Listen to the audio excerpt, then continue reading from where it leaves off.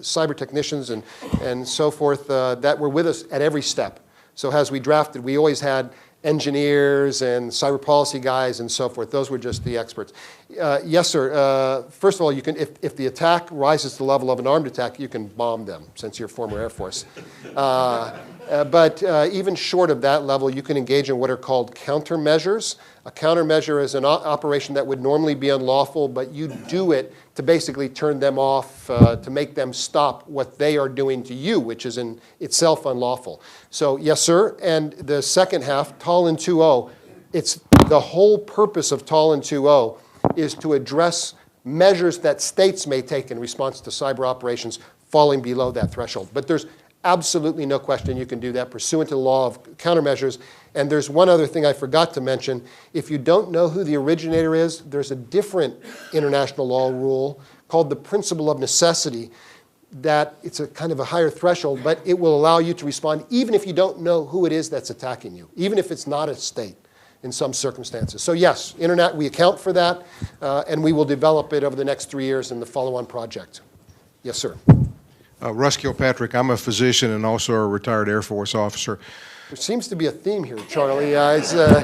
Sorry. Let's have a meeting afterwards. I noticed that you used the term computer network attack rather than just computer attack.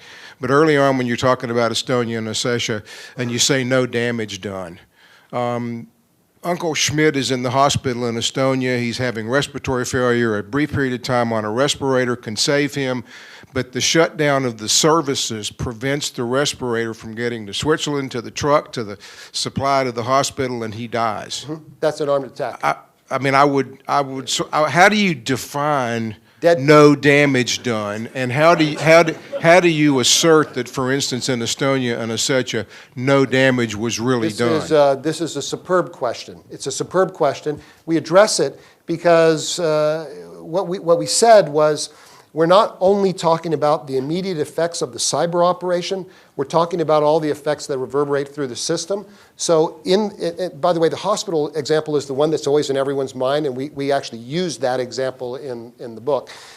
If you, in fact, conduct a cyber operation where it's reasonably foreseeable that that will be the consequence, then that is a use of force or an armed attack or whatever threshold you're talking about. It meets those criteria.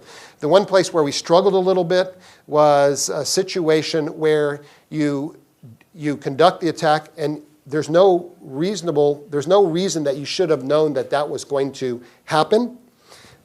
Sometimes things happen. In that case, the group was split. Half the group saying